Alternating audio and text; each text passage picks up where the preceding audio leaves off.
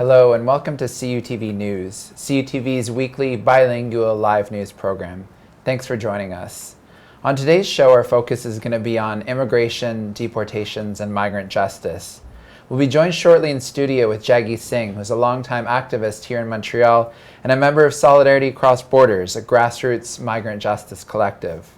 Last year, Solidarity Across Borders launched an ambitious campaign for non-status migrants called Solidarity City.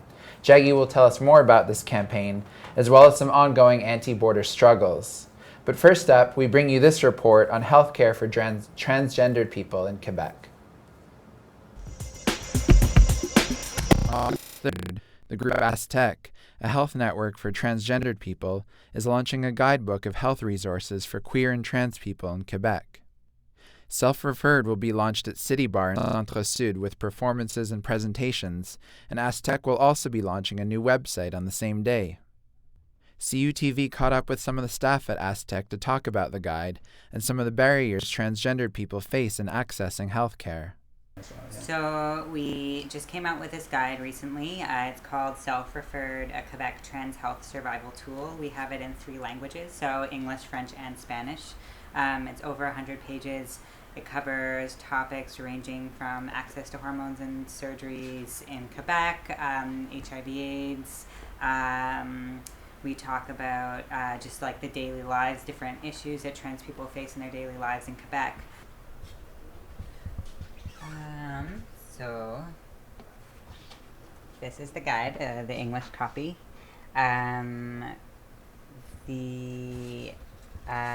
So these are the kind of different issues that we talk about in the guide. So I'd say, we have I think that what really stands out about this guide is the Know Your Rights and Self-Advocacy section. So that's something that we haven't really done before, and we really, I feel like it's not super in-depth, but I feel like at least covers a lot of topics that I think people might be surprised to see in the guide in some ways, but then feel maybe really validated that it's in there, like issues surrounding housing and how to deal with discriminatory landlords, how to deal with abusive cops, filing a complaint, what that would look like. And I think it's just a pretty realistic view as well. There aren't many trans health resources out there in general, but there are especially very few resources that are specific to Quebec because trans health issues really change in each province. So this guide wouldn't necessarily be that relevant in Ontario or in BC or anywhere else. In general, I find that people, they really, like transsexual community, they need like doctors. Normally, we're having like hard time getting appointments. Sometimes they don't respect, like they go to the clinic and people are really mean with them because they don't want to use their gender, they want to be identified, so sometimes they have a little hard time. I want to share my experience because I've been here for 6 years, so I never have access before to anything here in Quebec. I didn't know how it worked. So the first time when I want to transition in, I thought I could go to any pharmacy and ask, okay, I want hormones, because that is the way that works in my country. So when I came here, I discovered that it's not simple, to get access. And before there was not many information, because when you're gonna apply for hormones, it's like a really long process from psychiatric, for many things, So in my personal experience, I have to fight myself, looking for information, asking people. They have already, a few answers about how to get things. It is inadmissible that some social services organizations and some doctors and some medical services, health services would say we can't serve trans people because we're not specialists of their issues. And then refer them to us. It is their responsibility. It's the responsibility of anybody who works in health and everybody who works in social services to make sure that their services are accommodating our needs. It is not necessarily our responsibility to take on all of the limited funding and power in terms of like humans that we are here working limited number of hours. So we have to demand that access to social services and healthcare be made for everybody, including trans people, and that each organization takes responsibility for that. Because of the barriers trans people face when accessing healthcare in more traditional systems, they are often reliant on community organizations for gender-sensitive care. We also visited Head and Hands, a community health organization in existence since 1970 in NDG, to talk about the health services they offer for the queer and transgender community. I think having a more open approach, a more non-judgmental approach that basically recognizes that trans people exist, that they are human beings, that this is not a mental disorder, that everyone has the right to change their body should they wish to do that, should they be happier in their body in that way and in their life in general. I think we'd, if hormone therapy, for example, and surgeries, etc., for example, were a lot more accessible the way that, say, like, getting STI testing is or whatever, I think that we would see far fewer social problems, for folks in that community, and then just more emotional support too, and just having a more holistic approach, because it's not just about like saying like, oh, here's your prescription for your bottle of testosterone. It's also about talking about how is your family doing with all this? Like, are they involved in your life? Are they supportive of your transition? Like, providing psychosocial support, I guess, So that's something we're able to do here. We have a social counselor that we refer clients to. There's a lot of back and forth between social and medical Head and Hands, especially with our trans clients, because we're able to really work in tandem to try and cover those both worlds, those two worlds. So yeah, that's a really important element of it too, and that's health also, right? From July 29th to 30th, Quebec Premier Jean Charest will be in Burlington, Vermont in the USA. He will be co-chairing the 36th Conference of the New England Governors and Eastern Canadian Premiers. CUTV will be there too. Charest will be meeting some of the most powerful people in our region to discuss policy, trade, and natural resources. People will be converging in Vermont to defend access to education, Indigenous rights, healthcare, migrant rights, the environment. Join CUTV live from the streets of Burlington, Vermont, July 29th to 30th as the struggle against Charest extends beyond the border. For more information, cutvmontreal.ca or www.btvconvergence.net. You can also follow us on Twitter at CUTV News. Hello and welcome back to CUTV News. We're live here from our studio at Concordia University and online at cutvmontreal.ca. We're joined now here in the studio with Jaggi Singh, who's a member of Solidarity Cross Borders. Welcome to the program, Jaggi. Hi, Aaron. It's great to be here.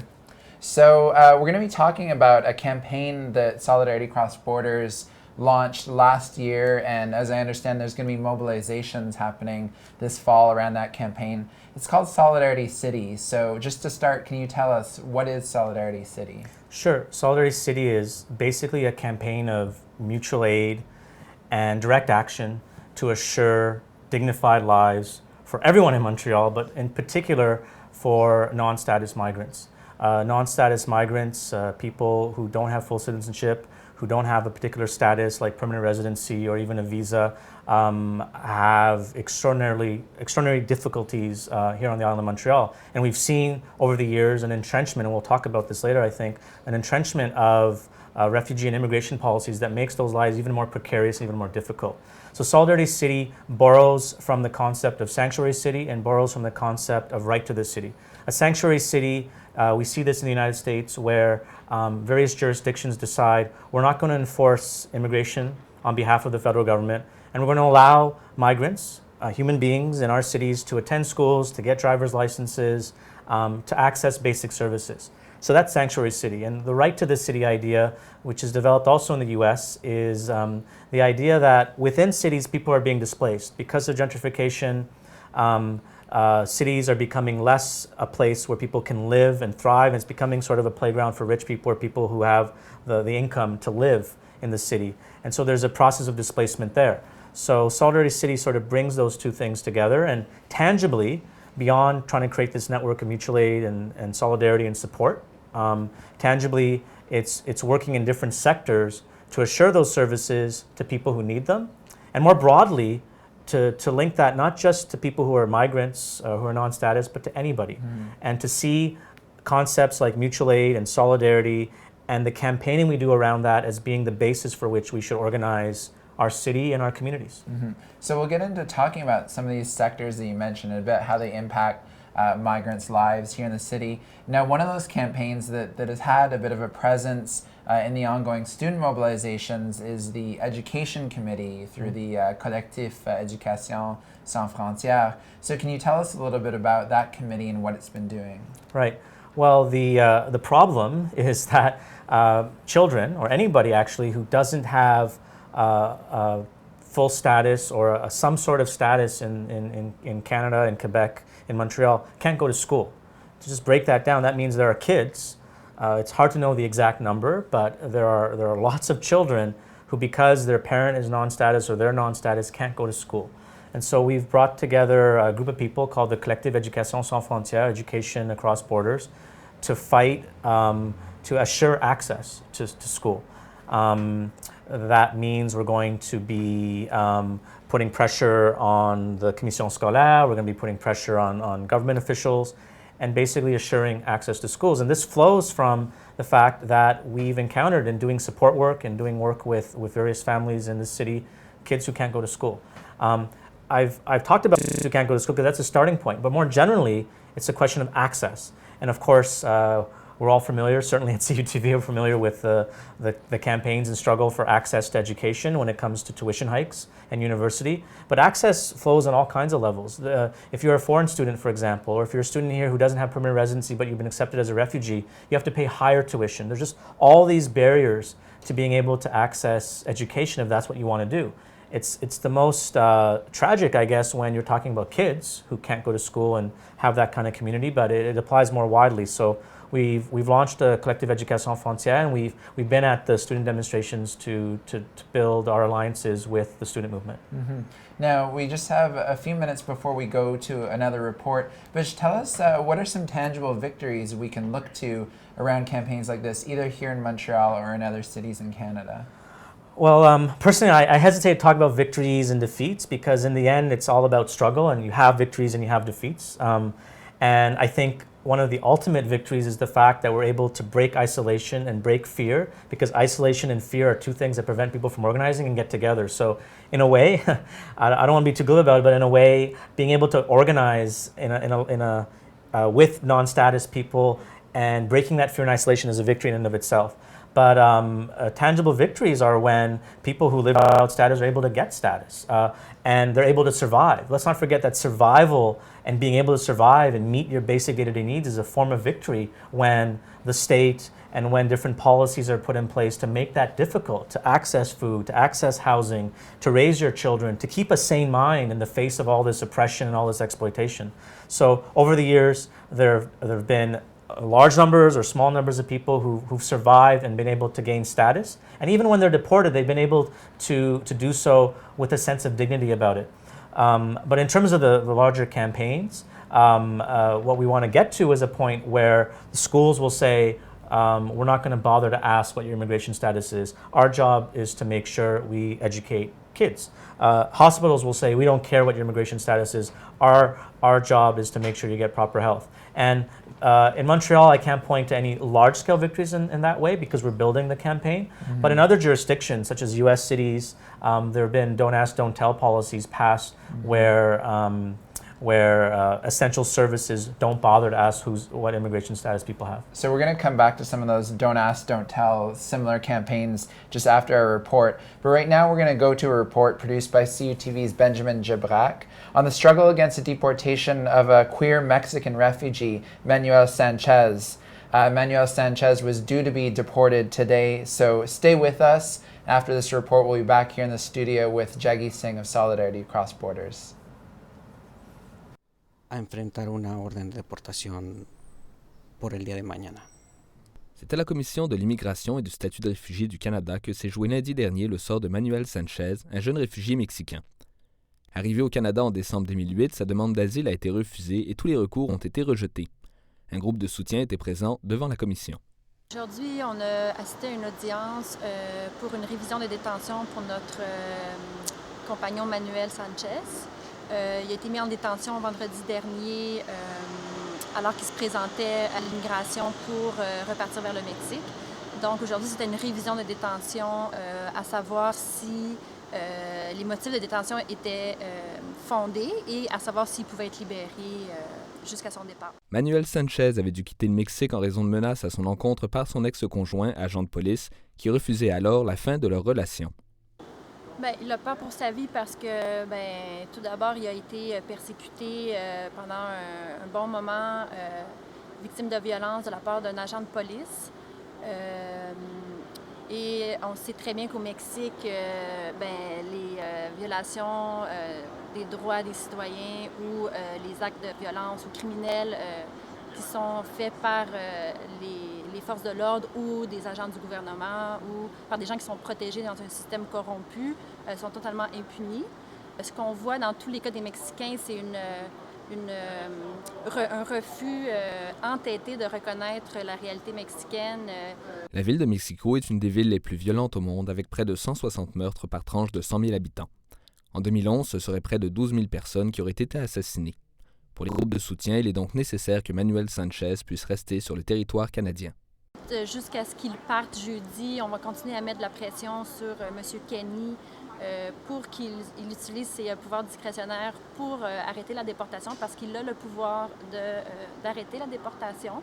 On a aussi Thomas Mulcair qui a déjà demandé à M. Kenney de donner un permis ministériel qui permettrait à Manuel, pour les raisons humanitaires, de pouvoir faire une demande de résidence permanente. Les lois en matière d'immigration se sont durcies sous le gouvernement Harper alors qu'elles étaient déjà difficiles pour les demandeurs d'asile.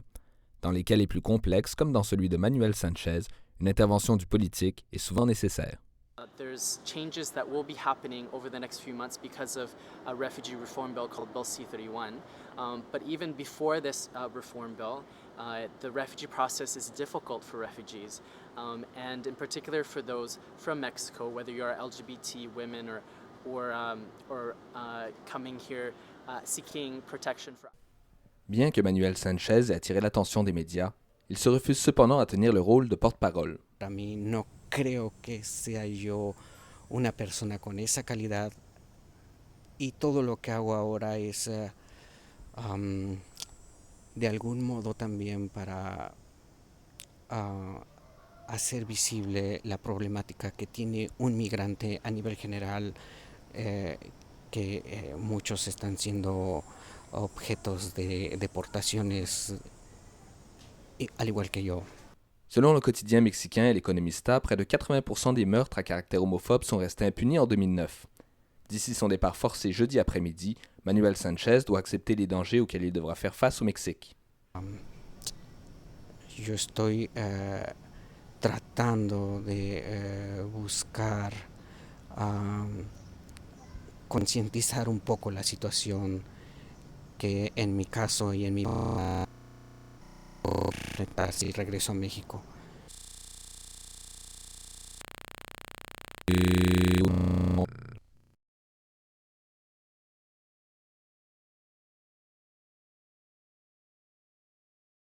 Du 29 au 30 juillet, le premier ministre du Québec, Jean Charest, se rendra à Burlington au Vermont. Présidera avec le gouverneur Shumlin du Vermont à la 36e conférence des gouverneurs de la Nouvelle-Angleterre et les premiers ministres du Canada de l'Est. CUTV y sera aussi.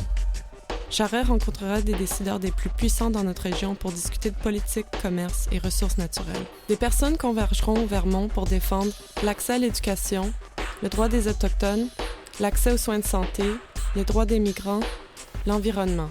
Suivez CUTV en direct des rues de Burlington au Vermont du 29 au 30 juillet pour voir comment la lutte contre Charest s'étend à travers les frontières.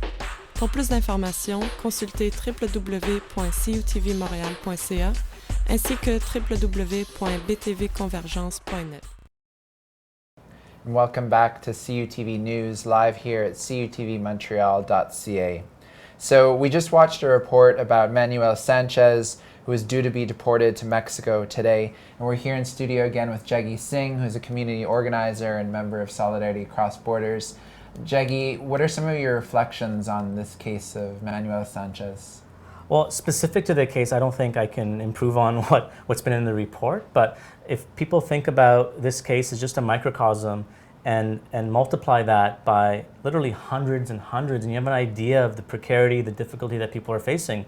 And it's rare that you would have a case where somebody speaks out publicly like Manuel has, but when you look at a case like Manuel's, you get a sense of why we're building a solidarity campaign. You get a sense of how support work, that is, supporting somebody through dealing with the immigration system, through dealing with the deportation, through dealing with detention, becomes a microcosm. You know, all the things you do to support a friend, to support somebody in need, becomes a microcosm of what we should be building more largely in society. So those are the reflections I have, because over the course of a decade, it's infuriating. It's always infuriating to see somebody ripped apart from the community, to not be able to exercise their own self-determination. And what's even more infuriating is that they're meant to feel like they've made a mistake.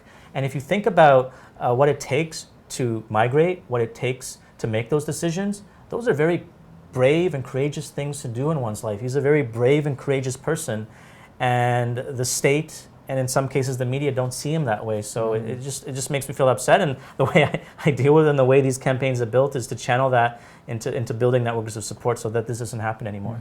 So I want to bring this case back to a piece of legislation that was just written into law quite recently by the federal conservative government.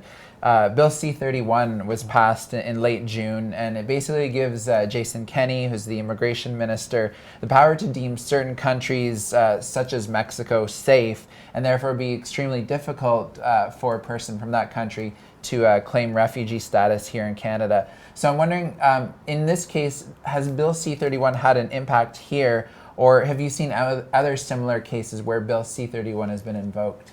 Sure. I think, first of all, we should stop calling it Bill C-31, and I think we should call it the Refugee Exclusion Act. That's not the official name of the act. They gave it some other propagandistic name, but essentially what the act does is make it more difficult for people to come here as refugees. So the Refugee Exclusion Act, yes, it has had an impact here, and more generally, it's part of a whole slew of policies brought in slowly, and the Refugee Exclusion Act, or Bill C-31, that was passed and implemented at the end of June, sort of accelerates processes of making permanent status more difficult. It's creating what we've called a state of permanent impermanency, meaning that it's more difficult for people to be here with full status and therefore to claim full rights. They can come here temporarily, but if you're here temporarily, you can be that much more exploited. And if you can't claim full status, you can be that much more exploited. So that's what this bill does. And by creating these two categories of countries that are deemed relatively safe and fast-tracking those refugees, you're denying those people due process. And it's basically a form of collectively judging entire populations of people, which is the contrary of due process. Now, in the campaigns that I'm part of through Solidarity Across Borders or through No One's Legal, due process and the rule of law are things we're a little bit critical of, but at least the idea of each individual being treated as an individual and not based on their ethnic background or their gender or anything else is actually pretty primordial when it comes to the law. And that's what this Declaration of Safe Countries does. For example, if you're from Hungary and you come here as a refugee, you're on that list. Now, if you're from Hungary and you're a rich businessman, sure, that could mean certain things about who you are. If you come from Hungary and you're a Romani, meaning that you're somebody who faces oppression there, Romani are sometimes known derogatorily as gypsies, you're in a whole other situation. So if you're from Mexico and you're a gay man, that's different than if you're from Mexico and you're a rich man who's straight. And what this does is sort of erase the particularity of everyone's case and basically treats them equally based on the country they're from. And that's just a total affront to the rule of law. It will be challenged. And that's the kind of administrative and legal changes that are being brought in that is making people's situation more precarious and more difficult. Now, in 2009, there was a case of a Mexican woman, Grease, who was a failed refugee claimant here in Canada, deported back to Mexico, and sadly, shockingly murdered back in Mexico. Now, you actually personally confronted the immigration minister, Jason Kenney, here in Montreal at McGill University at a rally about this around the time that it happened. So can you tell us just very briefly about that case, but then also about Minister Kenney's reaction to you confronting him about it? Sure. This was back in October 2009, and he was speaking to conservatives at McGill. And this is when, under the minority conservative government, they tried to introduce similar changes. So I specifically spoke. I had the article in my hand. The article had come out in the Toronto Star the day before, that a Mexican refugee who was refused here in Canada had been deported and was killed. And you don't want to have those extreme cases, but it actually just shows beyond any doubt that there are consequences to not having proper due process.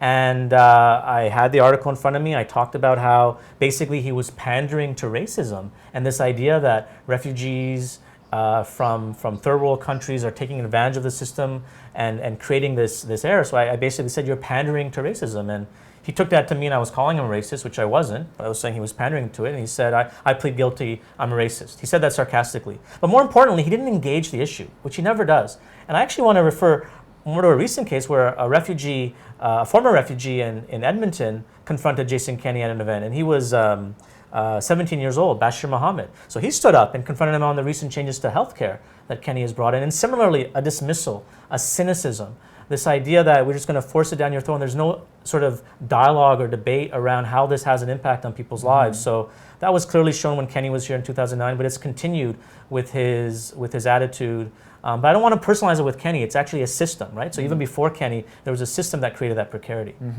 Now we just have a little bit of time left, but we were talking about Solidarity City before the report. There's going to be, as I understand, a public mobilization again around that later this summer and again in the fall. So can you tell us a little bit about what's going to be happening? Well, part of Solidarity City is that you don't have to be a community organizer or an activist with lots and lots of time to be part of Solidarity City. Everyone, most people have a workplace, or they go to school, or they have a community, a housing co-op, or their local neighborhood. They might have a space they like to hang out in. And in all those different ways and all those different hats that we wear in our lives, there's ways that you can participate in Solidarity City by providing support and mutual aid in different ways. And that means different things depending on where you're at in terms of what group you're part of. But that's a way of being a part of Solidarity City. Now, we're launching very specific campaigns, the Education for All campaign.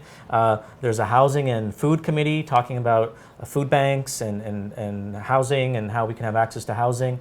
More generally, in the fall, we'll be having another Solidarity City conference where we build this campaign. And over the long term, basically assure those networks of mutual aid and support. A lot of those networks of mutual aid and support are underground. They can't be talked about publicly because of the consequences. But a lot of those things are things that we can talk about quite openly.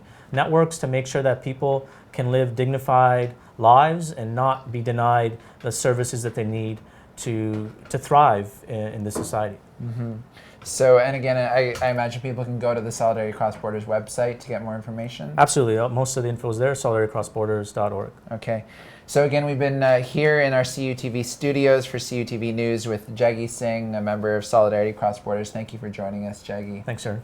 And that's about all the time we have for today. So thanks for watching CUTV News. Do be sure to join us July 29th to the 30th as our news team heads down to Burlington, Vermont, where Jean Charest and others will be meeting behind closed doors at the New England Regional Conference of New England Governors and Eastern Canadian Premiers. Protests and events are being planned on many different issues, including the Quebec student strike, Plan Nord, and many other issues. So do join our team for live coverage from the streets of Burlington at cutvmontreal.ca. We're now also bringing you 24 hours of CUTV programming via our live stream station, so you can check it out on our website for all the best in news, arts, and culture produced in-house here by CUTV volunteers. And finally, coverage like this would not be possible without your support and your donations. So please visit our website and click the donations button to continue to support grassroots media produced by and for the Montreal community. Thanks again for watching. Du 29 au 30 juillet, le premier ministre du Québec, Jean Charest, se rendra à Burlington au Vermont. Présidera avec le gouverneur Shumlin du Vermont à la 36e conférence des gouverneurs de la Nouvelle-Angleterre et les premiers ministres du Canada de l'Est. CUTV y sera aussi. Charest rencontrera des décideurs des plus puissants dans notre région pour discuter de politique, commerce et ressources naturelles. Des personnes convergeront au Vermont pour défendre l'accès à l'éducation, le droit des Autochtones, l'accès aux soins de santé, les droits des migrants, l'environnement. Suivez CUTV en direct des rues de Burlington au Vermont du 29 au 30 juillet pour voir comment la lutte contre Charest s'étend à travers les frontières. Pour plus d'informations, consultez www.cutvmontréal.ca ainsi que www.btvconvergence.net.